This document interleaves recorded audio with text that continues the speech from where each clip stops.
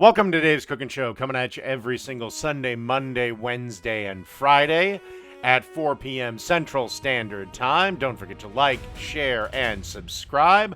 Leave a comment, and don't forget to click the bell notification.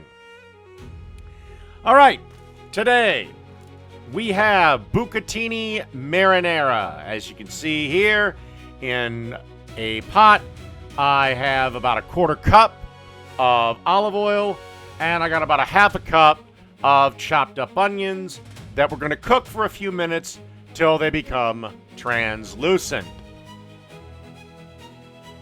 And then in the same pot, over about medium heat, when the onions are getting close to done, time to add 5 cloves of minced garlic and give that a stir around and let the garlic cook somewhere between 45 seconds and 1 minute. And then we're going to add 2 cans of San Marzano tomatoes that I pureed up in my blender. There was also 2 tablespoons of tomato paste that I added into the blender as well and just blended everything together. Now we're going to add the rest of our seasonings, which consists of a tablespoon of Italian seasoning, 2 teaspoons of dried basil, and of course salt and pepper, and this is optional, but taste the sauce.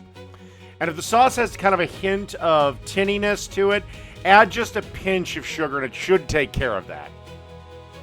Then we just want to basically simmer this for 20 to 30 minutes, and at some point cook your bucatini in salted boiling water. And remember, always take 1 minute off of the minimum cooking time on your packet of pasta. Okay, marinara's been simmering for about 25 minutes.